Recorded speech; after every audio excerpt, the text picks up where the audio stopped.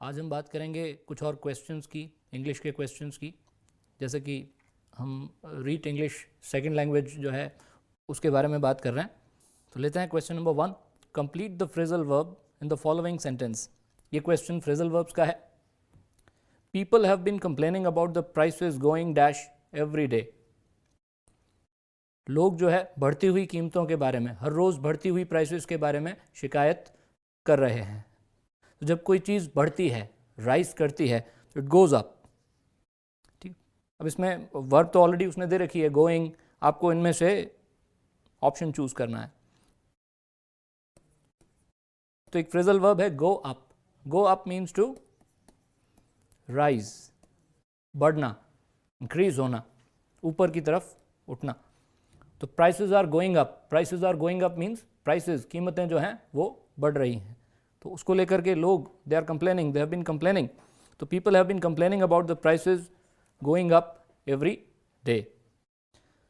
दूसरे भी ऑप्शंस हैं। अगर हम गो के साथ थ्रू का यूज करते हैं, गो थ्रू, तो ये भी एक फ्रेजल वर्ब बनती है। गो थ्रू का मतलब होता है कि किसी बुरे अनुभव में से गुजरना, टू एक्सपीरियंस और सफर समथिंग।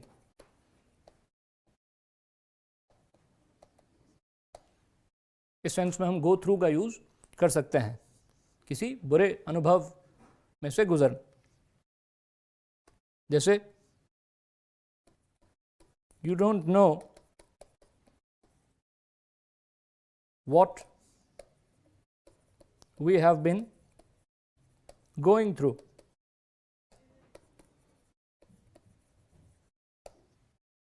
मीन्स तुम नहीं जानते कि हमारे ऊपर क्या बीत रही है, हम किस दौर से गुजर रहे हैं। तो ये किसका एग्जाम्पल है। वैसे फ्रेजल वर्ब्स को याद रखने का सबसे अच्छा तरीका यही होता है कि आप उसको सेंटेंस में यूज़ करें। You should use it in a sentence. उससे उसका मीनिंग जो है आपको समझ में भी आ जाता है और याद भी रह जाता है। गो थ्रू के बाद में अगर हम गो के साथ आफ्टर लेते हैं, तो गो आफ्टर का मतलब हो जाता है कि किसी चीज़ को पाने की कोशिश करना, किसी चीज़ के पीछे जाना। जैसे some people go after money, कुछ लोग जो है वो पैसा कमाने की कोशिश करते हैं, उसके पीछे जाते हैं। तो गो आफ्टर हम उस सेंस में यूज़ कर सकते हैं। गो के साथ अगर हम इन यूज़ करेंगे, गो इन, तो स्पेशली देखो गो इन का यूज़ किया जाता है सन के लिए, सूरज के लिए। सन जब बादल के पीछे छुप जाता है तो ये फ्रेजल वर्ब यूज हो सकती है। Go in means to disappear behind a cloud, to disappear behind a cloud. इसको हम सेंटेंस में यूज कर सकते हैं। The sun went in. अब देखो फ्रेजल वर्ब है गो इन, आप इसका अगर पास्ट टेंस में यूज करेंगे तो गो की जो सेकंड फॉर्म होती है वेंट, वो यूज होगी। The sun went in and it grew colder. Sentence का मतलब हुआ कि सूरज जो है वो बादल के पीछे छुप गया और उससे थोड़ी सी ठंड बढ़ गई। It grew colder. ठीक है, तो हमारे इस क्वेश्चन का तो आंसर है up, prices going up every day. Next question लेते हैं, क्वेश्चन नंबर 2। इसमें भी हमें फ्रेजल वर्ब को कंप्लीट करना है। Many parents were at the railway station to see dash their children. See away, see at, see off, see after. अब देखो सी के साथ अवे का, एट का या आफ्टर का यूज करने से कोई खास सेंस नहीं बनेगा। बट अगर हम सी के साथ ऑफ यूज करेंगे, सी ऑफ, तो सी ऑफ का मतलब होता है कि किसी को railway station, airport, bus stand पर छोड़ने जाना, विदा देना, सी ऑफ करना। To see off means to say goodbye to somebody who is going on a journey। कोई किसी जर्नी पर, यात्रा पर जा रहा हो तो उसको विदा देना, उसको गुड बाय कहना, सी ऑफ करना होता है। इसे आप सेंटेंस में यूज करके देख सकते हैं। We went to the airport to see them off. उन्हें सी ऑफ करने के लिए हम लोग एयरपोर्ट गए। तो बहुत सारे पेरेंट्स जो थे वो रेलवे स्टेशन पर थे और वो अपने बच्चों को सी ऑफ करने के लिए आए हुए थे। उनके बच्चे शायद किसी स्कूल की पिकनिक वगैरह पर जा रहे होंगे, तो see off. Next, which one of the following phrasal verbs means to remove? इनमें से किस फ्रेजल वर्ब का मतलब होता है रिमूव करना, टू रिमूव? देखते हैं। पुट ऑन, पुट ऑन का मतलब होता है कोई चीज पहन लेना। Put on means to dress oneself in something, to dress yourself in something, कोई चीज पहन लेना। Why don't you, सेंटेंस बना रहा हूं, why don't you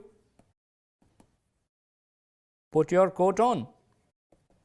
तुम अपना कोट क्यों नहीं पहन लेते? पुट ऑन, पहन लेना। ठीक है, तो पुट ऑन का मतलब टू रिमूव नहीं है। टेक ऑफ, अब देखिए पुट ऑन का ऑपोजिट होता है टेक ऑफ।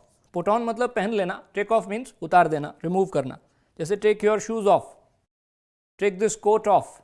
तो to take off means to remove. ये हमारा आंसर हो जाएगा। पुट अप,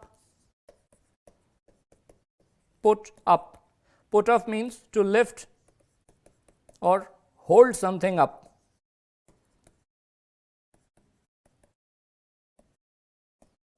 ऊपर उठाना, खड़ा करना, टू लिफ्ट और होल्ड समथिंग अप। जैसे आप कह सकते हैं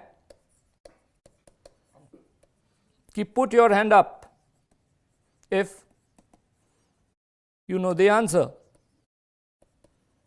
अगर आप उत्तर जानते हैं तो आप अपना हाथ खड़ा करें। Put your hand up if you know the answer. Next, get off, OFF। Generally ये जो वर्ड है OFF, इसका यूज हम सेपरेशन दिखाने के लिए करते हैं। We use it to show separation. तो गेट ऑफ का मतलब होता है to alight, to ALIGHT, bus train वगैरह से नीचे उतरना, get off. To get out of a bus, train, etcetera. We will get off the bus at the next stop. हम लोग अगले स्टॉप पर बस से उतर जाएंगे। बस से उतरना, गेट ऑफ। तो हमें हमारा आंसर पहले ही मिल चुका है। टेक ऑफ का मतलब होता है to remove. Second option is the right answer. Next question लेते हैं। सेंटेंस है, we decided to put off our visit to Kashmir till October. Put off in the above sentence means, ऊपर दिए गए सेंटेंस में जो फ्रेजल वर्ब यूज हुई है पुट ऑफ, इसका क्या मतलब है? पुट ऑफ, पुट ऑफ का एक मतलब होता है स्थगित करना, पोस्टपोन करना। अब सेंटेंस पढ़कर आप पता लगा सकते हैं। वो ये कह रहा है कि हमने हमारा जो कश्मीर का विजिट था उसको अक्टूबर तक के लिए टाल दिया, स्थगित कर दिया। ठीक है, we decided to put off means postpone, postpone करना, स्थगित करना। Next, there isn't enough money so we must cut down expenses. Cut down in this sentence means what? यहां तक ये सेंटेंस है, there isn't enough money so we must cut down expenses. मतलब हमारे पास पर्याप्त पैसे नहीं है, ज़्यादा पैसे नहीं है, इसलिए हमें खर्चे जो है उन्हें कम करना चाहिए। कट डाउन का मतलब क्या होता है? कट डाउन का मतलब होता है कटौती करना, कमी लाना, कम करना, रिड्यूस करना। टू रिड्यूस इन साइज और अमाउंट। बाकी इनमें से कोई भी नहीं, स्टॉप, इंक्रीज, रिवाइज नहीं, रिड्यूस इन साइज और अमाउंट। खर्चे हमें कम करने चाहिए। Next, most students got through the examination. Here got through means, got through का मतलब इस सेंटेंस में क्या है? गॉट थ्रू फ्रेजल वर्ब है गेट थ्रू, गेट की सेकेंड फॉर्म गॉट। अब गेट थ्रू एक ऐसा फ्रेजल वर्ब है जिसको आप अलग अलग वेज में यूज कर सकते हो, पर इस सेंटेंस में गेट थ्रू का मतलब है सफल होना, पास होना। वैसे गेट थ्रू का यूज हम करते हैं कोई मुश्किल काम करने में, अगर हम सफल होते हैं if we manage to complete something or do something which is difficult, we get through it. ठीक है, तो ज़्यादातर स्टूडेंट्स जो है वो उस एग्जाम में सफल हुए, पास हुए. Most students got through the examination means pass the examination. तो गेट थ्रू का मतलब क्या होगा? To manage, to complete something difficult.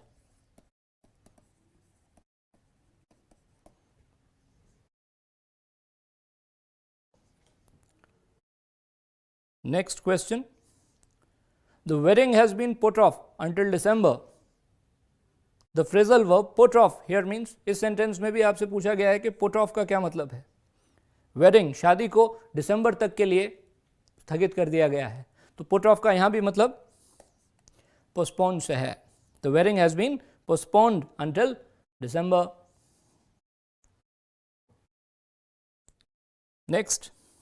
Which one of the following is not an important principle of language teaching? अब जो ये कुछ questions आ रहे हैं ये आपके टीचिंग ऑफ इंग्लिश लैंग्वेज की टीचिंग वाला जो आपका पार्ट है, लास्ट के जो 2 यूनिट्स हैं उसमें से हैं. तो ये क्वेश्चन आपसे पूछ रहा है कि इनमें से कौन सा लैंग्वेज टीचिंग का एक सिद्धांत नहीं है. Which of the following is not an important principle of language teaching? पहला, the students should learn a language by doing it. The students should proceed from the concrete to abstract. The teacher should try to motivate the learners. The teacher should always tell jokes in the classroom. पढ़कर बता सकते हैं, इसमें कोई इतने मुश्किल options नहीं है. स्टूडेंट्स को एक प्रिंसिपल होता है, principle of learning by doing, means के कर सीखने का सिद्धांत. तो लैंग्वेज एक ऐसी चीज़ है जिसको हम जितना यूज़ करेंगे, बोलेंगे, पढ़ेंगे, लिखेंगे, उतना हम उसको अक्वायर करेंगे. ठीक है, तो स्टूडेंट्स को एक लैंग्वेज को यूज़ करके सीखने की कोशिश करनी चाहिए. ये बात तो सही है, ये एक इंपॉर्टेंट प्रिंसिपल है, principle of learning by doing. Second, students को कॉन्क्रीट से एब्स्ट्रैक्ट की तरफ, हिंदी में कहते हैं मूर्त से अमूर्त की ओर, जो चीज़ें कॉन्क्रीट हैं. जैसे इसका एक एग्जाम्पल है ग्रामर की टीचिंग में, जब हम रूल्स और एग्जाम्पल्स की बात करते हैं, रूल से एग्जाम्पल की तरफ जाना या एग्जाम्पल से रूल की तरफ जाना. अगर आप एग्जाम्पल से रूल की तरफ जाते हैं, दैट मीन्स अगर आप एग्जाम्पल पहले प्रेजेंट करके उसके बाद में रूल बताते हो, तो इसका मतलब आप कॉन्क्रीट से एब्स्ट्रैक्ट की तरफ बढ़ रहे हो. तो ये भी सही है, एक प्रिंसिपल है ये. थर्ड पॉइंट, टीचर जो है, थर्ड ऑप्शन, टीचर जो है उसे लर्नर्स को, स्टूडेंट्स को मोटिवेट करते रहना चाहिए. बिल्कुल एक principle of motivation and interest करके एक सिद्धांत है, principle of motivation and interest. तो ये भी बिल्कुल सही बात कह रहा है. लेकिन फोर्थ ऑप्शन में देखो वो क्या कह रहा है कि टीचर को हमेशा क्लास में जोक सुनाते रहना चाहिए. ये कोई प्रिंसिपल नहीं है. तो ये हमारा आंसर हो जाएगा. Let us take the next question. The correct order for teaching language skills is, देखिए लैंग्वेज की 4 स्किल्स होती हैं, LSRW, listening, speaking, reading and writing. जब हम कोई लैंग्वेज लर्न करते हैं, जब हम कोई लैंग्वेज एक्वायर करते हैं, तो हम ये चारों काम करते हैं. ये चारों चीज़ें हमें सीखनी होती हैं, लिसन करना, बोलना, पढ़ना और लिखना. तो ये क्वेश्चन आपसे पूछ रहा है कि इन लैंग्वेज स्किल्स को एक्वायर करने का, इन लैंग्वेज स्किल्स को टीच करने का सही क्रम कौन सा है, करेक्ट ऑर्डर क्या है. तो करेक्ट ऑर्डर भी यही है, LSRW, third option. Question number 10. One of the tasks of the teacher in communicative language teaching is to do what? देखिए सिलेबस में एक अप्रोच है टीचिंग की जिसको हम कम्युनिकेटिव अप्रोच या कम्युनिकेटिव लैंग्वेज टीचिंग कहते हैं. अप्रोच का नाम है कम्युनिकेटिव अप्रोच या communicative language teaching.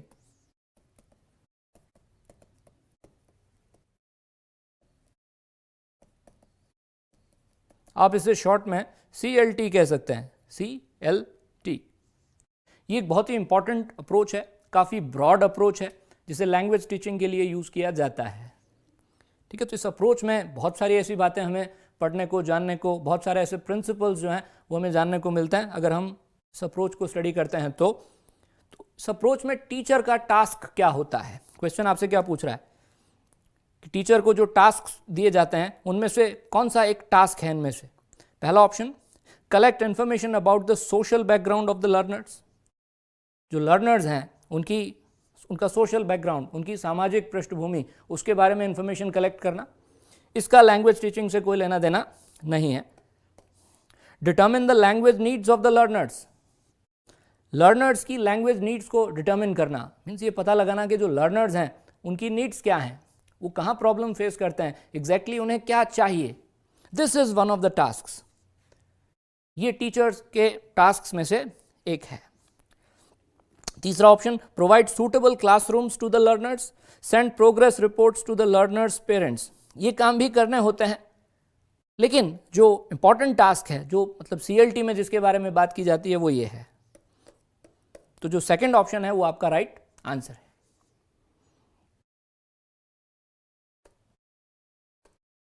The main aim of CLT, communicative language teaching, CLT, is to provide communicative competence to learners, focus on the structure of the target language, emphasize the use of English as a library language, encourage learners to speak like native speakers of English. CLT का main M इनमें से कौन सा है? ये एक बहुत important point है, याद रखने लायक बात है। जब हम CLT की बात करते हैं तो एक ये टर्म इसके साथ हमेशा जुड़ा रहता है, communicative competence. Communicative competence, competence word का मतलब एबिलिटी, क्षमता, योग्यता आप कह सकते हो इसको। लर्नर्स को कम्युनिकेटिव कॉम्पिटेंस देना, उनके अंदर कम्युनिकेटिव कॉम्पिटेंस को डेवलप करना, ये CLT का सबसे बड़ा एम होता है। अब ये कम्युनिकेटिव कॉम्पिटेंस क्या होता है, इसको डिफाइन कैसे करेंगे? ये जो टर्म है communicative competence, this term was coined by Del Hymes. Del Hymes नाम के एक लिंग्विस्ट, उन्होंने ये टर्म कॉइन किया था। ये भी एक पॉइंट हो सकता है क्वेश्चन का। The term communicative competence was coined by, option देके पूछ सकते हैं, तो इसका आंसर क्या होगा? Dell Hymes. अब ये होता क्या है? Communicative competence means the ability to use a language effectively and appropriately.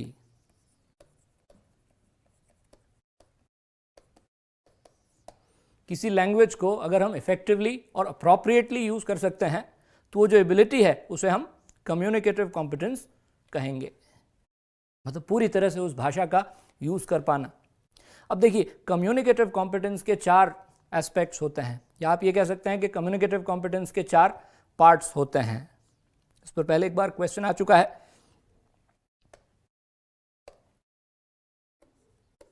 पहला, लिंग्विस्टिक कॉम्पिटेंस।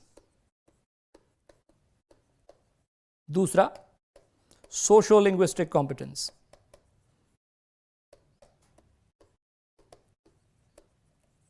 तीसरा, discourse competence.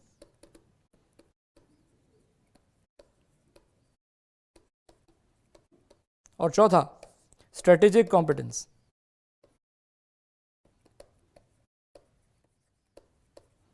These are the 4 aspects of communicative competence. मतलब जब हम कहते हैं कम्युनिकेटिव कॉम्पिटेंस तो उसमें ये चारों चीज़ें शामिल होती हैं, ये चारों तरह के कॉम्पिटेंस उसमें शामिल होते हैं। लिंग्विस्टिक कॉम्पिटेंस का मतलब, अब कॉम्पिटेंस वर्ड का मतलब मैंने अभी बताया, कॉम्पिटेंस मतलब क्षमता, योग्यता, एबिलिटी। लिंग्विस्टिक कॉम्पिटेंस का मतलब हुआ कि आपके पास जो ग्रामर और वोकैबुलरी का नॉलेज है, लैंग्वेज आप कैसे यूज़ करेंगे, जब आपके पास वर्ड्स होंगे, वोकैबुलरी होगी, उन वर्ड्स को सेंटेंस में किस ऑर्डर में रखना है, मतलब ग्रामर। तो ग्रामर और वोकैबुलरी का जो नॉलेज होता है उसे हम कहते हैं लिंग्विस्टिक कॉम्पिटेंस। इसे कई बार ग्रामेटिकल कॉम्पिटेंस भी कहा जाता है। सोशो लिंग्विस्टिक कॉम्पिटेंस, सोसाइटी में लैंग्वेज सीखने के बाद हम उसका यूज़ कहाँ करते हैं? सोसाइटी में, जिन लोगों से हम मिलते जुलते हैं उनके साथ, समाज में। तो लैंग्वेज का यूज़ कब, कहाँ, किस सिचुएशन में किस तरह से करना है, ये समझ, ये विजडम, ये नॉलेज कहलाता है सोशो लिंग्विस्टिक कॉम्पिटेंस। कहाँ किस तरह से बात करनी है, किस तरह के वर्ड्स चूज करके उन्हें यूज़ करना है। डिस्कोर्स कॉम्पिटेंस, वैसे डिस्कोर्स का मतलब होता है कॉन्वर्सेशन, बातचीत, वार्तालाप। तो बात करने की क्षमता, उस लैंग्वेज में बोल पाने की एबिलिटी, उसे हम कहते हैं डिस्कोर्स कॉम्पिटेंस। स्ट्रेटेजिक कॉम्पिटेंस, कई बार क्या होता है कि जब हम कोई नई लैंग्वेज लर्न करते हैं, जब हम लर्नर्स होते हैं, जब हम बिगनर्स होते हैं, तो कई बार हमारा टारगेट लैंग्वेज के ऊपर पूरा कमांड नहीं होता। तो बहुत बार बात करते करते जो कम्युनिकेशन है उसमें किसी भी कारण से ब्रेकडाउन आ जाता है, गैप्स आ जाते हैं, रुक जाते हैं, हम बोल नहीं पाते क्योंकि हमें शब्द नहीं मिलते, वर्ड्स नहीं मिलते, कैसे कहनी है वो बात ये हम उस समय तय नहीं कर पाते।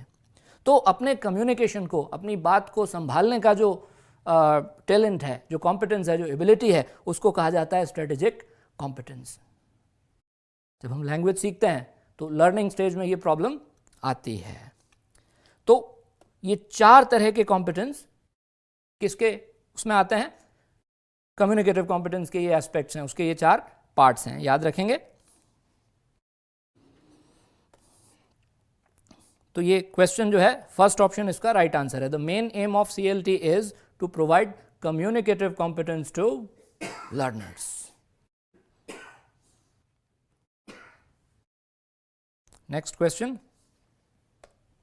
a healthy approach to a language learner's errors requires that the teacher should, language सीखने वाला लर्नर, स्टूडेंट, प्यूपिल जो एरर्स करता है, एरर मीन्स गलतियां, मिस्टेक्स, त्रुटियां, तो उन एरर्स के प्रति एक सबसे अच्छी अप्रोच क्या होनी चाहिए, टीचर की अप्रोच क्या होनी चाहिए कि वो क्या करे, उन एरर्स को कंडेम करे।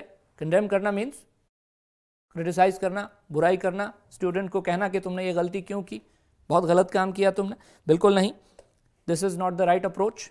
Look upon the errors as a feedback to the teacher, उन एरर्स को वो फीडबैक के तौर पर ले कि भाई एरर इसलिए हुए या उसका कारण जो है वो जानने की कोशिश करे। आगे वाले ऑप्शंस को देखते हैं। Punish the learners for their errors, बिल्कुल गलत। कंप्लीटली इग्नोर द एरर्स, वो उन एरर्स को अनदेखा कर दे, ये भी नहीं। तो ये वाला जो ऑप्शन है मेक्स सेंस, टीचर को उन एरर्स को फीडबैक के तौर पर देखना चाहिए। फीडबैक, प्रतिपुष्टि, ये एक सबसे हेल्थी अप्रोच होगी। Next question,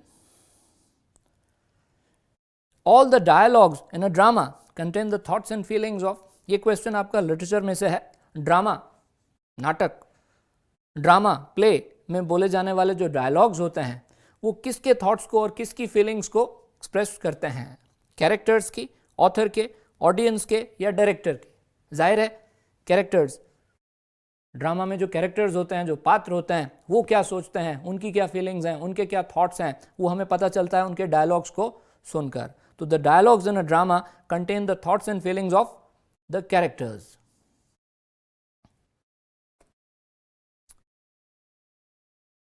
peer assessment takes place when, peer assessment कब होता है? पीयर असेसमेंट, पीयर वर्ड का मतलब जानते हैं सबसे पहले।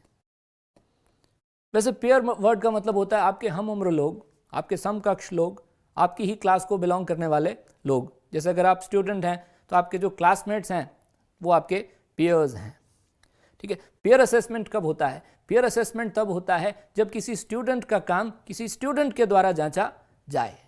एक स्टूडेंट का काम जो है टीचर जांचता है, उसको इवैल्यूएट करता है, तो वो पीयर असेसमेंट नहीं है। स्टूडेंट का वर्क अगर कोई दूसरा स्टूडेंट इवैल्यूएट करे तो उसे हम कहेंगे पीयर असेसमेंट। तो peer assessment takes place when a students work is evaluated by one or more students of his और हर ग्रुप। सेकंड ऑप्शन सही नहीं है। Students' work is evaluated by all the teachers, बिल्कुल नहीं। A teacher's work is evaluated by all the students, ये भी नहीं। A teacher's work is evaluated by a student, teacher का काम स्टूडेंट इवैल्यूएट नहीं करता, स्टूडेंट का काम दूसरा स्टूडेंट इवैल्यूएट करता है। इसको हम पीयर असेसमेंट कहते हैं। Next, which of the following is not a purpose of evaluation in education? Evaluation, मूल्यांकन, मूल्यांकन के पर्पज होते हैं, उद्देश्य होते हैं। तो ये क्वेश्चन हमसे पूछ रहा है कि इनमें से कौन सा मूल्यांकन का, इवैल्यूएशन का एक पर्पज नहीं है। Which of the following is not a purpose of evaluation? पहला, असेसमेंट ऑफ अटेनमेंट। दूसरा, measurement of the value of teaching methods. Collection of information about the parents of learners to diagnose difficulties of learners. एक एक option को लेते हैं। पहला, assessment of attainment. Attainment मतलब एक तरह से उपलब्धि, ठीक है, असेस करना मीन्स उसका आकलन करना। तो बच्चों ने कितना लर्न किया, लर्नर्स ने कितना सीखा, ठीक है, उनके अटेनमेंट का असेसमेंट करना, ये इवैल्यूएशन का एक एम होता है, एक पर्पस होता है। हम इवैल्यूएट इसीलिए करते हैं ताकि हम जान सकें कि बच्चों ने कितना अटेन किया। Second, measurement of the value of teaching methods. हमने जो टीचिंग मेथड्स यूज किए वो कितने कारगर थे, कितने इफेक्टिव थे, उनकी जो वैल्यू है उसका पता चलता है जब हम इवैल्यूएट करते हैं। तब हम इवैल्यूएट नहीं करेंगे तो हमें ये पता नहीं चल पाएगा कि हमने जो मेथड्स यूज किए थे वो इफेक्टिव थे या नहीं। तो ये भी एक पर्पस है। तीसरा, collection of information about the parents of the learners. Learners के माता पिता के बारे में जानकारी हासिल करना, कलेक्ट करना, ये इवैल्यूएशन का एम नहीं है। चौथा, to diagnose difficulties of learners. Learners को सीखते वक्त किन किन मुश्किलों का सामना करना पड़ रहा है, क्या क्या प्रॉब्लम्स आ रही हैं उनको, क्या डिफिकल्टीज आ रही हैं, उनको डायग्नोज करना, ये इवैल्यूएशन का सबसे पहला पर्पस होता है। डायग्नोसिस, डायग्नोसिस हिंदी में कहते हैं निदान, मतलब कि वीकनेस का पता लगाना कि आपके जो लर्नर्स हैं वो कहाँ प्रॉब्लम फेस करते हैं। This is the first purpose, first aim of evaluation. तो इसमें से सिर्फ तीसरा ऑप्शन ऐसा है जो इवैल्यूएशन का पर्पस नहीं है। ठीक है, उसने क्वेश्चन में हमसे यही पूछा है, which of the following is not a purpose of evaluation. Next, a good language proficiency test, short में बोलते हैं LPT, language proficiency test. Proficiency word का हिंदी में मतलब होता है प्रवीणता। लैंग्वेज में आपने कितनी प्रोफिशिएंसी हासिल की उसका जो टेस्ट लिया जाता है, एक अच्छा लैंग्वेज प्रोफिशिएंसी टेस्ट जो है उसमें इनमें से कौन सा गुण होना चाहिए। Is entirely made up of only one type of questions, उसमें सिर्फ एक ही तरह के क्वेश्चंस होने चाहिए, नहीं। फोकस इज ऑन ऐसे टाइप क्वेश्चंस अलोन। देखिए, एक अच्छा लैंग्वेज प्रोफिशिएंसी टेस्ट जो है उसमें सब तरह के क्वेश्चंस होंगे, ऐसे type, objective, short answer type, ठीक है ना। तो सिर्फ ऐसे टाइप क्वेश्चंस से एक अच्छा लैंग्वेज प्रोफिशिएंसी टेस्ट नहीं बनेगा। Third, it is completely based on objective type questions, ये भी गलत है, केवल उसमें ऑब्जेक्टिव टाइप क्वेश्चंस ही होने चाहिए। फोर्थ ऑप्शन देखो, is a combination of objective type, short answer type and ऐसे टाइप क्वेश्चंस, उसमें ये सब तरह के प्रश्न होते हैं। ठीक है, तो good language proficiency test is a combination of all these questions. Fourth option इसका राइट आंसर है। 17th, remedial teaching syllabus should be based on. Remedial teaching Hindi में कहते हैं उपचारात्मक शिक्षण। रिमेडियल टीचिंग की ज़रूरत उन स्टूडेंट्स के लिए, उन बच्चों के लिए होती है जो बच्चे क्लास के बाकी स्टूडेंट से पीछे रह गए। ठीक है, तो रिमेडियल टीचिंग के लिए स्टेप्स क्या होते हैं। देखिए, रिमेडियल टीचिंग की जब हम बात करते हैं तो रिमेडियल टीचिंग की ज़रूरत कब पड़ती है।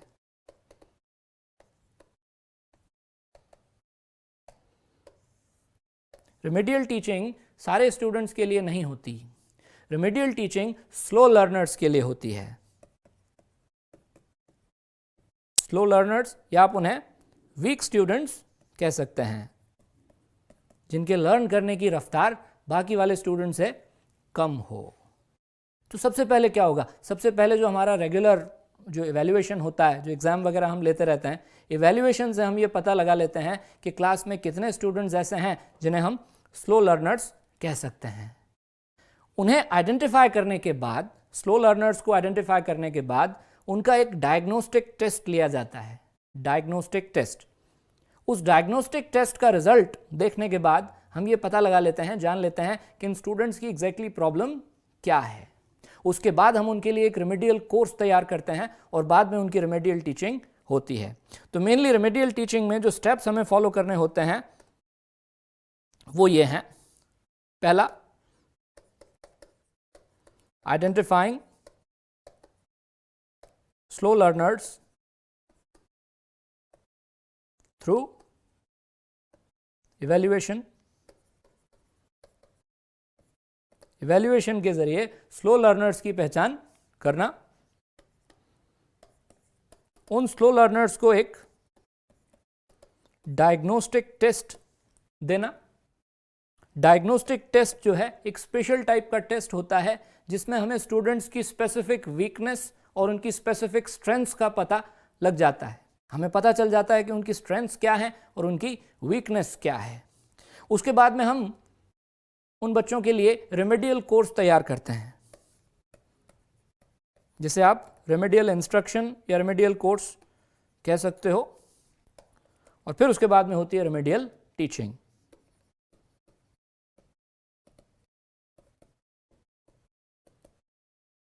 तो ये 4 स्टेप्स में पूरा होता है रेमेडियल टीचिंग का प्रोसेस। तो अब क्वेश्चन क्या पूछ रहा था हमसे, देखते हैं। रेमेडियल टीचिंग का जो सिलेबस है वो किस चीज के ऊपर आधारित होना चाहिए? पहला, teachers impression of language difficulties. जो लैंग्वेज की डिफिकल्टीज बच्चों को आ रही हैं, टीचर का क्या इंप्रेशन है, टीचर की क्या राय है, टीचर को क्या लगता है कि बच्चों को एग्जैक्टली क्या दिक्कत है, इस आधार पर। आगे, students interest in learning a language. Students जो हैं वो लैंग्वेज सीखने में कितनी रुचि लेते हैं, उसके आधार पर। Third, N analysis of errors made by learners. Now this is a valid point. Analysis, विश्लेषण। डायग्नोस्टिक टेस्ट में या उससे पहले जो टेस्ट और एग्जाम्स होते रहे हैं उसमें बच्चों ने किस तरह के एरर्स किए, उनका विश्लेषण करके, उनका एनालिसिस करके, उसके आधार पर रेमेडियल टीचिंग का सिलेबस या रेमेडियल कोर्स प्रिपेयर करना चाहिए। ठीक है ना, जैसे अभी हमने डिस्कस किया था, डायग्नोस्टिक टेस्ट होता है। डायग्नोस्टिक टेस्ट से हमें पता चल जाता है कि वीकनेस क्या है स्टूडेंट्स की और स्ट्रेंथ्स क्या हैं, किस तरह के एरर्स वो ज़्यादा कर रहे हैं। तो उन एरर्स का एनालिसिस करने के बाद हम रेमेडियल कोर्स प्रिपेयर करेंगे। और ये ऑप्शन नहीं है, analysis of the future needs of the learners. Third option is the right answer. Next, remedial teaching pays greater attention to students who. Remedial teaching किन स्टूडेंट्स पर ज्यादा तवज्जो देता है, किन स्टूडेंट्स के ऊपर ज्यादा ध्यान देता है? Who are proficient in English, who are likely to go abroad, who have fallen behind others। उन स्टूडेंट्स की तरफ जो स्टूडेंट में पहले, जो इंग्लिश में पहले से ही प्रोफिशिएंट हैं, बिल्कुल नहीं।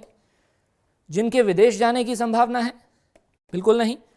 Who have fallen behind others, जो बाकी के दूसरे स्टूडेंट से थोड़ा पीछे रह गए, उन स्टूडेंट्स की तरफ ज्यादा अटेंशन देता है remedial teaching. Third option is the right answer. और fourth option, who are irregular in attending classes, बिल्कुल नहीं। जो क्लास रेगुलरली अटेंड नहीं करते उनकी तरफ नहीं, उन स्टूडेंट्स की तरफ जो दूसरे स्टूडेंट से पीछे रह गए किसी कारण से। Next, English in India needs to be taught as. Bharat में इंग्लिश को कैसे पढ़ाया जाना चाहिए? As a library language, language for higher studies, language for communication, या language to be used while travelling abroad. Library language के तौर पर उच्च शिक्षा प्राप्त करने के लिए, या कम्युनिकेशन की लैंग्वेज के तौर पर? देखिए, लैंग्वेज और कम्युनिकेशन ये दोनों चीज़ें जो हैं, ये इनके बीच में एक इंटरडिपेंडेंस है। लैंग्वेज क्यों सीखी जाती है? Why do we learn a language? Why do we need to learn a language? क्यों? क्योंकि हमें कम्युनिकेशन करना होता है। कम्युनिकेशन के लिए भाषा की ज़रूरत होती है। और कम्युनिकेशन का जो प्रोसेस है, कम्युनिकेशन एक प्रोसेस होता है जिसको हम डिफाइन करते हैं exchange of thoughts and ideas, विचारों का आदान प्रदान। ठीक है, तो लैंग्वेज की अगर आप डेफिनेशन देने की कोशिश करेंगे तो language is a medium of communication. Language क्या है? मीडियम है। कम्युनिकेशन क्या है? एक प्रोसेस है। तो दोनों के बीच में एक तरह का इंटरडिपेंडेंस है। तो लैंग्वेज हम क्यों सीखते हैं? क्योंकि हमें उस लैंग्वेज में कम्युनिकेट करना होता है। तो आज के दौर की जो ज़रूरत है वो ये है कि भारत में, इंडिया में इंग्लिश को कम्युनिकेशन के लैंग्वेज के तौर पर पढ़ाया जाए, as a language of communication. English language teaching needs to be. English language teaching जो है वो कैसी होनी चाहिए? Teacher centred, learner centred, lecture centred, या textbook centred? Learner centred. Learner को, प्यूपिल को, इसको आप प्यूपिल सेंटर्ड भी कह सकते हैं, इसे आप प्यूपिल ओरिएंटेड कह सकते हैं, बाल केंद्रित, या इसे आप लर्नर सेंटर्ड कह सकते हैं। लर्नर को सेंटर में रखकर, लर्नर की नीड्स को ध्यान में रखते हुए लैंग्वेज की टीचिंग होनी चाहिए। Question number 21, CLT, communicative language teaching, stresses the interdependence of, अभी मैंने थोड़ी देर पहले कहा लैंग्वेज और कम्युनिकेशन, इन दोनों के बीच में इंटरडिपेंडेंस होता है। अगर कम्युनिकेशन की ज़रूरत ना होती तो लैंग्वेज की भी कोई ज़रूरत हमें नहीं पड़ती, और लैंग्वेज इसलिए है क्योंकि हमें कम्युनिकेशन करना होता है। तो इन दोनों के बीच में एक तरह का इंटरडिपेंडेंस है। तो CLT जो है इस इंटरडिपेंडेंस को स्ट्रेस करता है, इस बात के ऊपर जोर देते हुए लैंग्वेज की टीचिंग की जाती है, language and communication. Next, the most important element in CLT is, CLT का सबसे इंपॉर्टेंट एलिमेंट कौन सा है? Structure of language? जी नहीं। Reading skill? नहीं। Memorisation of grammar? नहीं। मीनिंग? यस। CLT में कहा जाता है कि meaning is paramount, meaning is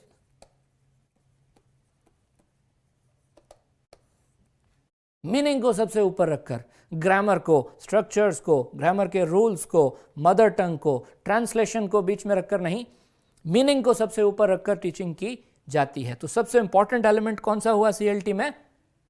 meaning, because meaning is Paramount. A language learner makes errors because, language सीखने वाला एरर्स क्यों करता है? एक लर्नर से एरर्स क्यों होते हैं?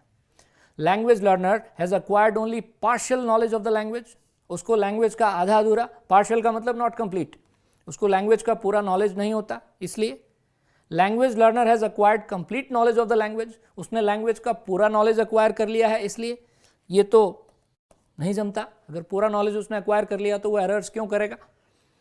लर्नर एंजॉयज मेकिंग एरर्स, उसको एरर्स करने में मजा आता है, एंजॉय करता है? बिल्कुल नहीं। Teacher has permitted him to make errors, teacher ने उसे मिस्टेक्स करने की इजाजत दे रखी है, ये भी नहीं। फर्स्ट, एरर इसलिए होते हैं क्योंकि लर्नर को पूरा नॉलेज नहीं है लैंग्वेज का, लैंग्वेज के रूल्स का। Learner has acquired only partial knowledge of the language. Next, complete the following statement, statement दे रखा है, इसको आपको इन ऑप्शंस में से कोई एक ऑप्शन लेकर के कंप्लीट करना है। Language tests are designed to measure dash at a particular moment in the teaching program. Language के जो टेस्ट्स हैं वो क्या मेजर करने के लिए, किस चीज़ को मापने के लिए डिज़ाइन किए जाते हैं? पहला, learners liking for the language, वो लर्नर उस लैंग्वेज को कितना पसंद करता है ये मेजर करने के लिए। Second, the learners knowledge of the language, learner का उस लैंग्वेज में कितना नॉलेज है इसको मेजर करने के लिए।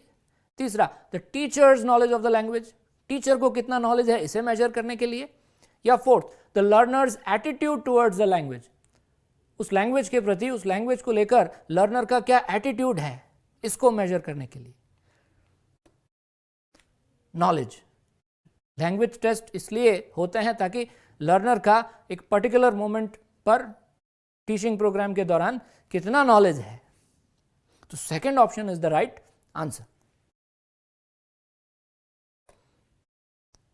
Recall type test is a test of, recall type test, देखिए टेस्ट जो होते हैं, एग्जाम जो होता है, जो रिटन टेस्ट होता है वो दो तरह का होता है, objective type and subjective type.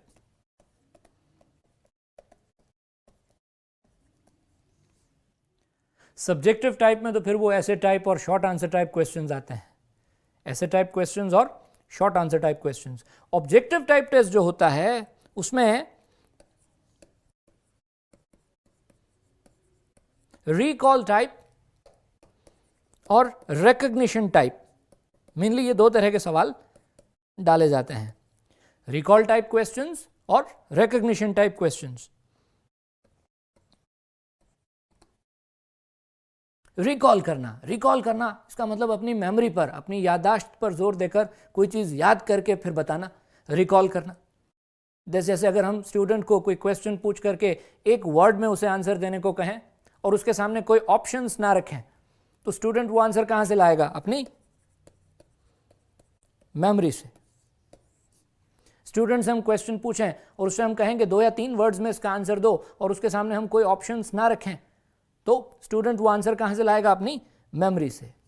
ठीक है, तो अपनी मेमोरी पर जोर देते हुए, अपनी मेमोरी का यूज़ करते हुए अगर कोई लर्नर, कोई स्टूडेंट आंसर बताता है तो वो जो क्वेश्चन है वो रिकॉल टाइप क्वेश्चन कहलाएगा। और रिकग्निशन टाइप क्वेश्चंस में क्या होता है? रिकग्निशन वर्ड का मतलब क्या होता है? रिकग्नाइज करना मीन्स पहचानना। तो अगर आप स्टूडेंट के सामने, जैसे अभी ये जो क्वेश्चन हम डिस्कस कर रहे हैं, हर क्वेश्चन के लिए आपके सामने 4 ऑप्शंस हैं, है ना, तो ये जो क्वेश्चंस हैं ये रिकग्निशन टाइप आइटम्स हैं या रिकग्निशन टाइप क्वेश्चंस हैं। आपको उत्तर जो है इन्हीं ऑप्शंस में से चूज करके बताना है। ठीक है, रिकग्नाइज करना है। तो इसमें एमसीक्यूज आ जाते हैं, मल्टीपल चॉइस क्वेश्चंस, या वो मैच द फॉलोइंग टाइप के मैचिंग टाइप क्वेश्चंस जो होते हैं वो आ जाते हैं। तो जो रिकग्निशन टाइप क्वेश्चंस होते हैं वो स्टूडेंट की रिकग्नाइज करने की एबिलिटी को टेस्ट करते हैं, और जो रिकॉल टाइप क्वेश्चंस होते हैं वो स्टूडेंट की, लर्नर की मेमोरी को टेस्ट करते हैं। तो ये क्वेश्चन आपसे यही पूछ रहा था कि recall type test is the test of students memory. उसकी इमेजिनेशन का टेस्ट नहीं है, उसकी अंडरस्टैंडिंग का टेस्ट नहीं है, ना ही उसकी स्पीड का टेस्ट है, उसकी मेमोरी का टेस्ट होता है।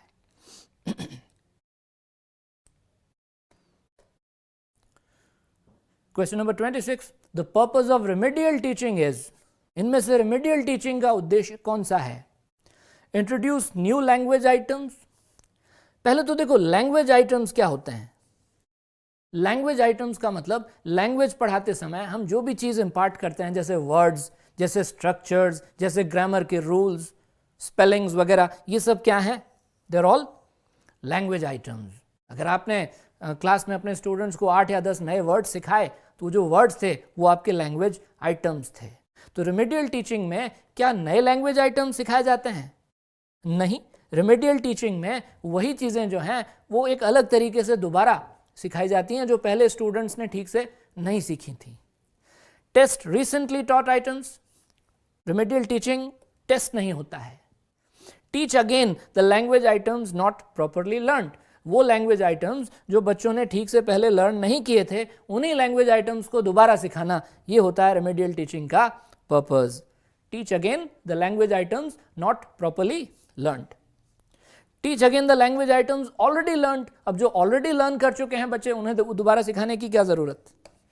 तो थर्ड ऑप्शन जो है ये आपका राइट आंसर है।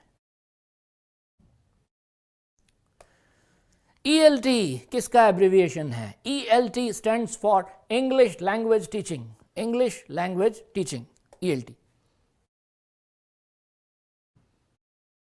Sorry, third option.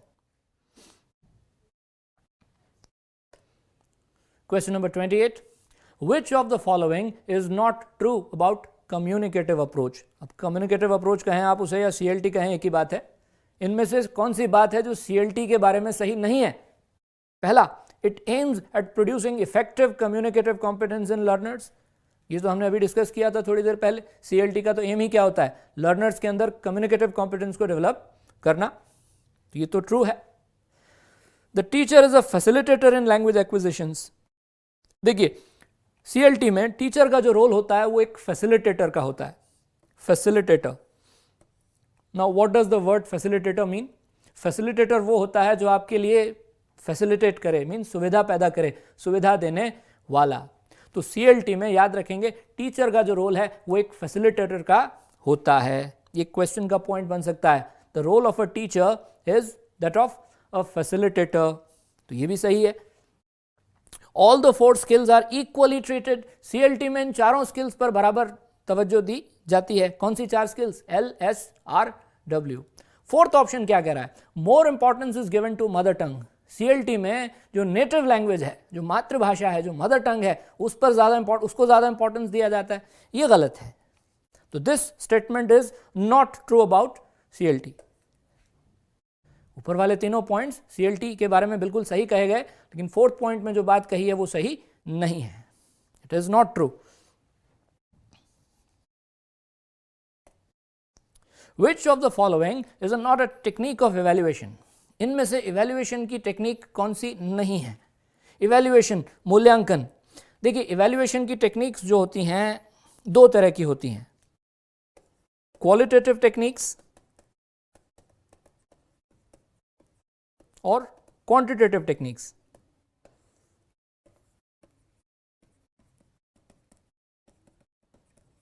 Qualitative and quantitative. Quantitative techniques में तो आ जाते हैं टेस्ट, एग्जाम्स, रिटन टेस्ट वगैरह, ये सब चीज़ें, ओरल टेस्ट वगैरह, ये सब चीज़ें, मतलब जिसके लिए हम बच्चों को मार्क्स देते हैं, नंबर देते हैं, अंक देते हैं, वो है क्वांटिटेटिव टेक्निक्स। और क्वालिटेटिव टेक्निक्स में जैसे ऑब्जर्वेशन, अवलोकन,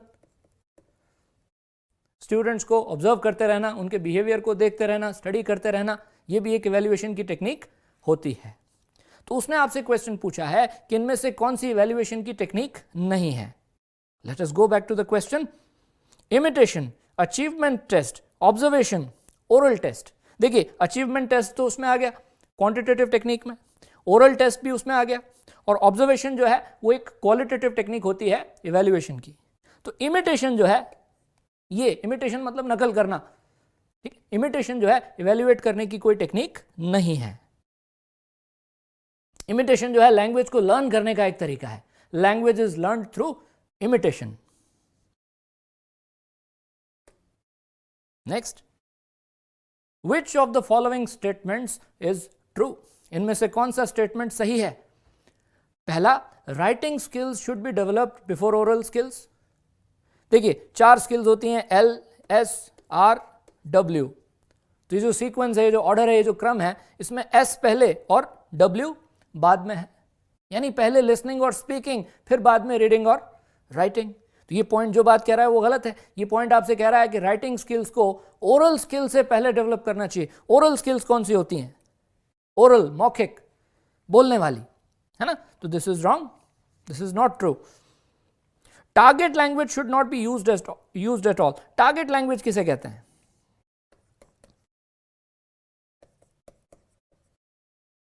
टारगेट लैंग्वेज क्लासरूम में सिखाई जाने वाली भाषा। Language taught in the classroom। अगर आप इंग्लिश के टीचर हैं और इंग्लिश की क्लास हो रही है, इंग्लिश पढ़ाई जा रही है, तो इंग्लिश जो है वो आपकी टारगेट लैंग्वेज है। कोई और लैंग्वेज है, फ्रेंच पढ़ा रहे हैं आप, तो फ्रेंच आपकी टारगेट लैंग्वेज है। इसको हम शॉर्ट में TL कह सकते हैं। तो ये क्वेश्चन क्या पूछ रहा था?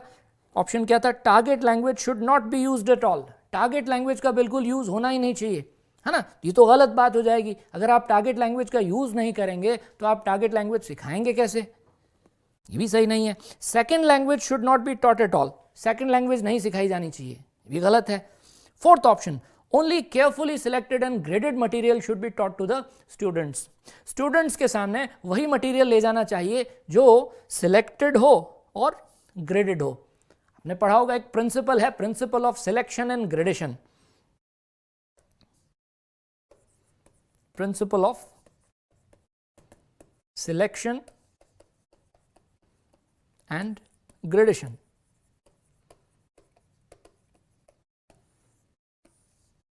सिलेक्ट करना और ग्रेड करना। सिलेक्ट करना मतलब चयन करना, मतलब कोई भी लैंग्वेज आइटम बच्चों के सामने ले जाने से पहले उसे सिलेक्ट करके, ग्रेड करके फिर प्रेजेंट करना चाहिए। ये एक बहुत इंपॉर्टेंट प्रिंसिपल है सिलेक्शन एंड ग्रेडेशन का। और सिलेक्शन करते समय, ग्रेड करते समय सावधानी बरतने की भी जरूरत होती है। Only carefully selected and graded material should be taught. Only carefully selected and graded material should be taught. This is true. ये गलत है, ये सही नहीं है। सेकेंड पॉइंट, थर्ड पॉइंट भी सही नहीं। Next, reading is, what is reading?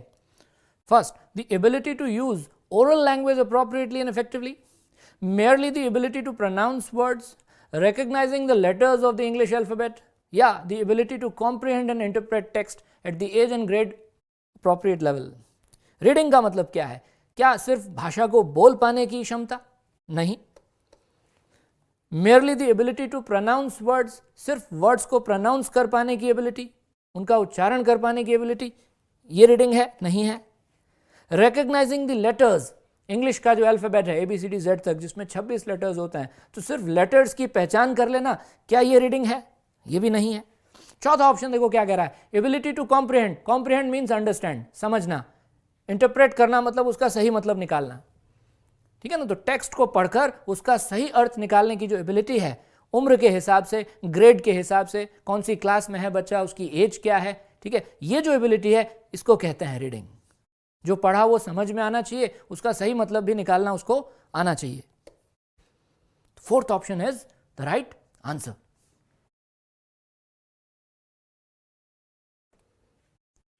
Remedial teaching is, what is remedial teaching? First, an instructional effort to upgrade brilliant students. Brilliant students को ऊपर उठाने का एक प्रयास, मतलब जो स्टूडेंट्स पहले से ही ब्रिलियंट हैं उनको अपग्रेड करने का एफर्ट, क्या ये रेमेडियल टीचिंग है? नहीं, रेमेडियल टीचिंग अभी हमने थोड़ी देर पहले बात की थी। रेमेडियल टीचिंग उन स्टूडेंट्स के लिए होती है जो पीछे रह गए। It is for the students who have fallen behind. नहीं, remedial teaching is a type of instruction through which errors are corrected. It sounds true. remedial teaching एक ऐसी टीचिंग है जिसके माध्यम से एरर्स को करेक्ट किया जाता है। मतलब जो एरर्स बच्चों ने किए, remedial टीचिंग करके हम उन एरर्स को इंप्रूव करेक्ट करने की कोशिश करते हैं। तीसरा ऑप्शन कह रहा है remedial teaching is a continuous process, लगातार चलने वाला प्रोसेस नहीं है। Evaluation is a continuous process, जो मूल्यांकन होता है वो होता रहता है हमेशा, बट रेमेडियल टीचिंग तो समय आने पर, ज़रूरत पड़ने पर की जाती है। फोर्थ ऑप्शन कह रहा है remedial teaching is used to provide learning support to students living in rural areas. केवल उन स्टूडेंट्स के लिए जो ग्रामीण इलाकों में रहते हैं उनके लिए होती है रेमेडियल टीचिंग। ये भी सही नहीं है। सेकेंड ऑप्शन जो है ये आपका राइट आंसर है। It is a type of instruction through which errors are corrected. 33. Remedial teaching is useful to students and teachers because students और teachers दोनों के लिए remedial teaching क्यों उपयोगी है? पहला, it gives more emphasis on teaching grammar. क्या इसमें grammar teaching पर ज़्यादा जोर दिया जाता है इसलिए? नहीं। It slows down the process of English language learning. English language learning की जो प्रक्रिया है, जो प्रोसेस है, ये उसकी स्पीड कम कर देती है remedial teaching? बिल्कुल नहीं। It fills in the gaps that have crept into students' learning. Students की लर्निंग में जो गैप्स आ गए, जो कमियां रह गई, जो वीकनेसेस रह गई, उन गैप्स को फिल करने का काम करती है रेमेडियल टीचिंग। ठीक है, तो ये जो थर्ड ऑप्शन है ये आपका राइट आंसर है। स्टूडेंट्स और टीचर्स दोनों के लिए रेमेडियल टीचिंग इसलिए यूजफुल है क्योंकि ये उन गैप्स को फिल इन करती है। Fourth option, it is very expensive, बहुत महंगा है, नहीं। थर्ड राइट आंसर है हमारा। Let us take the next question. English is known as lingua franca of the world, which means, now what does lingua franca mean? English को lingua franca कहा जाता है, lingua franca। वैसे तो देखो ये जो लैंग्वेज वर्ड है ये लैटिन के वर्ड lingua से बना है। lingua का मतलब होता है टंग, भाषा। lingua franca का मतलब होता है common language of communication. lingua franca means lingua franca is a common language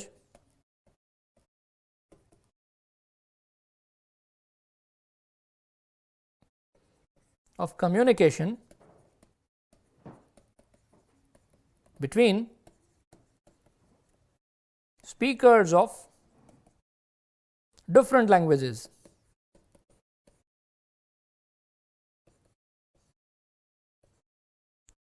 ऐसे लोग जिनकी नेटिव लैंग्वेज अलग होती है, जिनकी मातृभाषा, जिनकी मदर टंग जो है वो अलग होती है, उनके बीच में अगर कोई कॉमन लैंग्वेज हो जो दोनों को आती हो तो उसे कहा जाता है lingua फ्रैंका।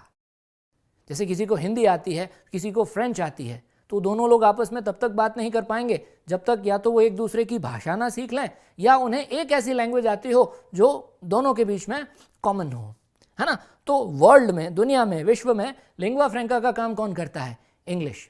English is known as lingua franca of the world. Lingua franca means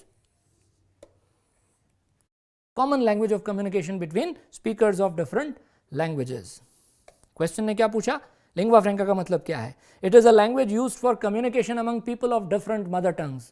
जिन लोगों की मदर टंग्स अलग अलग होती हैं उनके बीच में यूज होने वाली भाषा को ही लिंग्वा फ्रैंका कहते हैं। It is the language of India, नहीं. It is the most difficult language in the world, ये भी नहीं. It is an international language. Lingua franca का मतलब इंटरनेशनल लैंग्वेज नहीं होता है. फर्स्ट ऑप्शन जो है ये आपका राइट आंसर है. नेक्स्ट क्वेश्चन की तरफ बढ़ते हैं. अब लिटरेचर वाले पार्ट में से क्वेश्चंस आ रहे हैं. उसमें फिगर्स ऑफ स्पीच, जो लिटरेरी टर्म्स हैं सिलेबस में, उनमें से कुछ फिगर्स ऑफ स्पीच हैं, जैसे सिमिली, मेटाफर, पर्सोनिफिकेशन, अलिट्रेशन वगैरह. हिंदी में जिन्हें हम अलंकार कहते हैं, इंग्लिश में हम उनको फिगर्स ऑफ स्पीच कहते हैं. तो ये एक स्टेंजा है जिसे पढ़कर और इसमें जो क्वेश्चन पूछे जाएंगे हमें उनके आंसर्स देने हैं. O my love's like a red, red rose that is newly sprung in June. O my love's like the melody that is sweetly played in tune. Question क्या पूछ रहा है आगे? The lines, O my love's like a red, red rose is an example of what? Personification, metaphor, simile, rhyme. देखिए ये तीन जो option है, personification, metaphor और simile, ये तीनों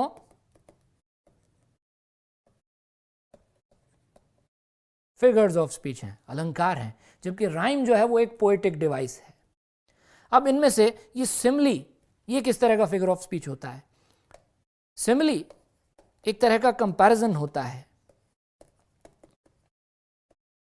इट इज अ कंपैरिजन, तुलना. लेकिन वो कंपैरिजन दो ऐसी चीजों के बीच में होना चाहिए जो चीजें एक दूसरे से बिल्कुल अलग हों. The comparison must be made between two different things, two different objects. दो चीज़ों के बीच में किसी तरह की कोई सिमिलैरिटी नहीं होनी चाहिए. ठीक है. और वो कंपैरिजन दिखाने के लिए हम लाइक या एज जैसे वर्ड्स का यूज़ करते हैं. जनरली आपको सिमिली के जो एग्जांपल्स देखेंगे उसमें या तो लाइक आएगा एक बार, या उसमें एज का यूज़ हुआ होगा, या उसमें एज दो बार यूज़ हुआ होगा, या उसमें सो एज का यूज़ हुआ होगा. तो लाइक, एज या सो एज की मदद से जब हम दो डिफरेंट ऑब्जेक्ट्स को, थिंग्स को कंपेयर करते हैं, ठीक है, तो वो कंपैरिजन कहलाता है सिमिली. अब वो जो दो चीज़ें हैं वो होती तो एक दूसरे से बिल्कुल अलग हैं, पर उन दोनों के बीच में एक कॉमन क्वालिटी होती है. कॉमन क्वालिटी मतलब देखो तीन चीज़ें हो गई. सबसे पहले सिमिली में क्या होना चाहिए? कंपैरिजन. ठीक है. कंपैरिजन किन चीज़ों के बीच में होना चाहिए? ऐसी चीज़ें जो एक दूसरे से बिल्कुल डिफरेंट हो. लेकिन उन दो डिफरेंट चीज़ों में एक ऐसा गुण होना चाहिए, एक क्वालिटी ऐसी होनी चाहिए जो दोनों में कॉमन हो. और फिर कंपैरिजन दिखाने के लिए हम इनमें से किसी एक चीज़ का यूज़ करेंगे, या तो लाइक का, या फिर एज का, या एज का, या फिर सो एज का. जैसे हम इसका एग्जाम्पल ले सकते हैं.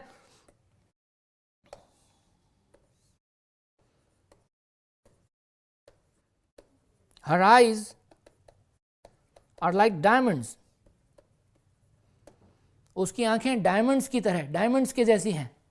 अब देखें किन दो चीज़ों को कंपेयर किया जा रहा है. आइज का कंपैरिजन हो रहा है डायमंड्स के साथ.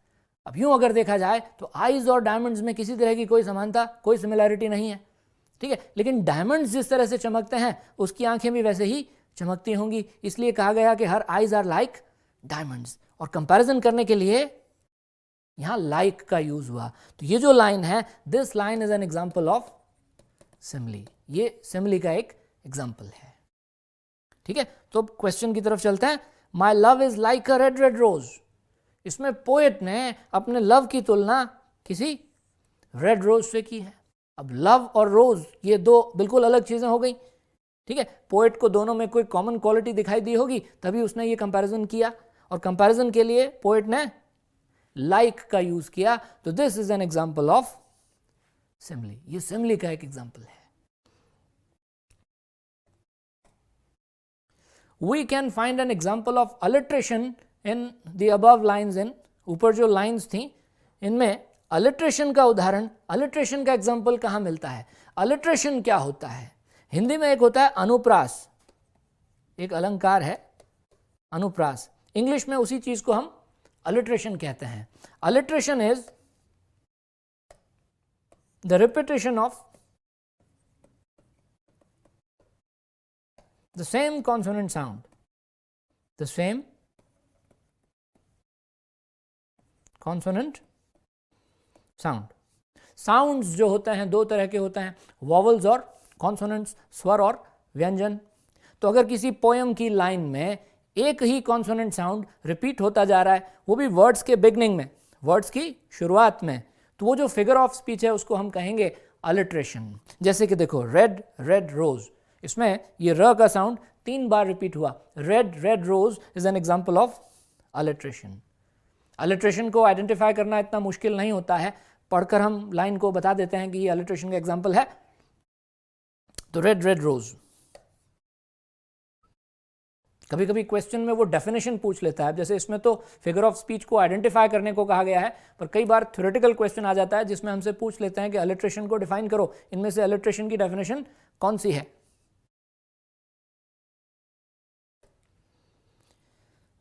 फिर से पोयम में से क्वेश्चन आ रहा है, एक पोयम, एक स्टेंजा दिया गया है। The Jamuna's waters rush by so quickly, the shadows of evening gather so thickly, like black birds in the sky. Like black birds in the sky. Simile हो सकता है. Oh, if the storm breaks, what will betide me? Safe from the lightning, where shall I hide me? Unless thou succor my footsteps and guide me, Ram Re Ram, I shall die. अब देखते हैं question क्या है आगे. Like black birds in the above lines is an example of like black birds. Black birds से तुलना की गई किसकी? Shadows of evening gather so thickly like black birds in the sky. ठीक है, इवनिंग के शेडोज, इवनिंग की परछाई जो है वो काले पक्षियों की तरह आकाश में बहुत जल्दी छा जाती है. ठीक है, तो इसमें शेडोज, इवनिंग के शेडोज को ब्लैक बर्ड्स के साथ कंपेयर किया गया है, इसलिए ये सिमिली का एग्जाम्पल है. Next, we can find an example of alliteration in the above lines in. ऊपर दी गई जो लाइंस हैं उनमें से alliteration का एग्जाम्पल ये है, राम रे राम, र र र का साउंड 3 बार रिपीट हुआ. बाकी और कहीं भी इस तरह का रिपीटेशन इन तीनों ऑप्शंस में नहीं है. तो राम रे Ram is an example of alliteration. Elegy, and elegy is, elegy किस तरह की पोएम होती है? पहला option, sad poem usually about someone's death. It is a love poem, it's a prayer, it is a poem about someone's marriage. Elegy is a sad poem usually about someone's death. ठीक है, एक शोक कविता, एक शोक गीत होता है elegy, जो आमतौर पर किसी की डेथ पर लिखा जाता है. पोएम आती है, read the following stanza and answer the questions that follow. Stanza को पढ़ने के बाद नीचे दिए क्वेश्चंस का आप उत्तर दें.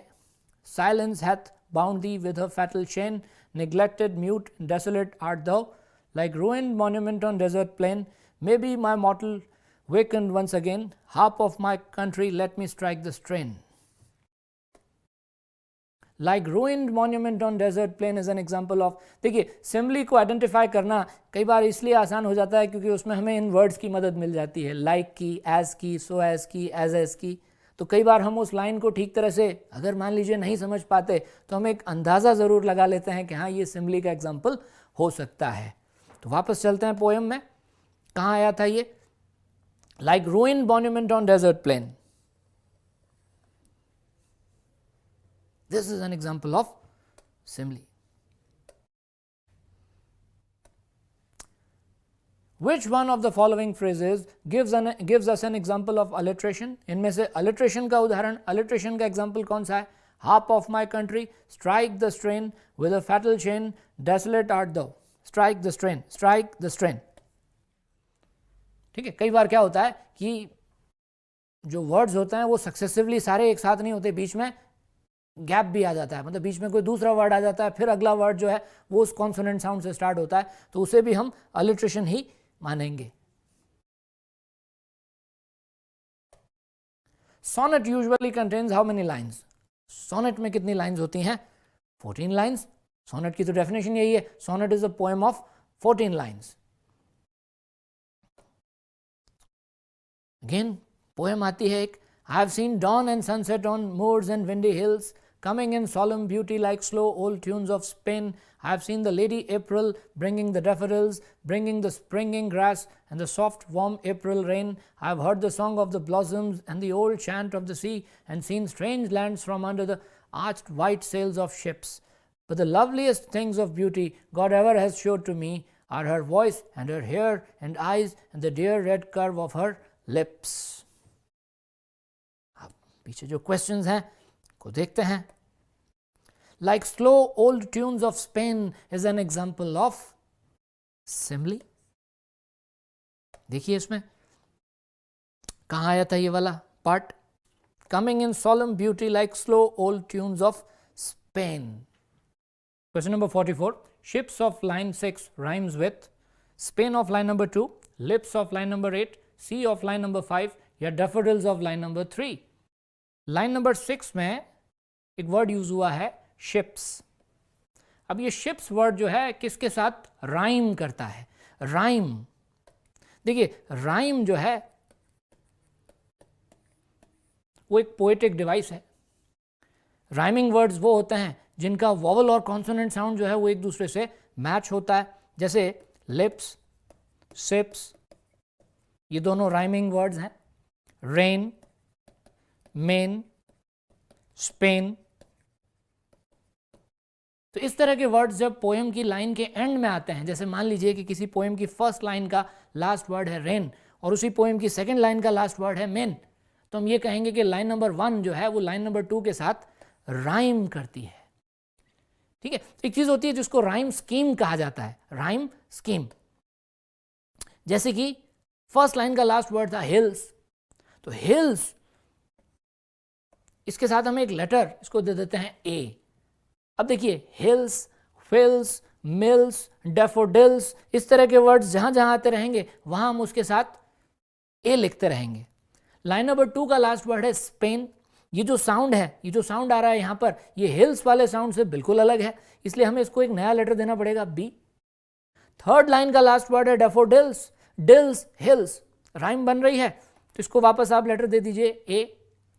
रेन, स्पेन, राइमिंग वर्ड्स हैं तो इसको आप लेटर दे देंगे बी.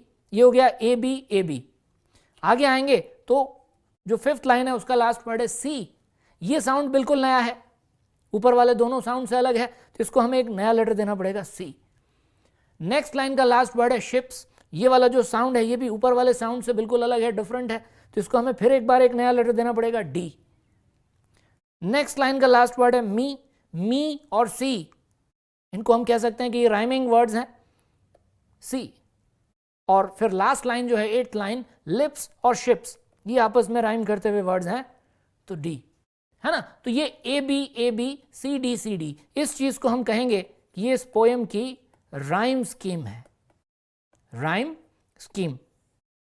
राइम स्कीम हमेशा ए से स्टार्ट होती है क्योंकि जो पहली लाइन का जो लास्ट वर्ड होता है उसका जो साउंड होता है उसको हम हमेशा ए से रिप्रेजेंट करते हैं. तो A B C D is the rhyme scheme of this poem.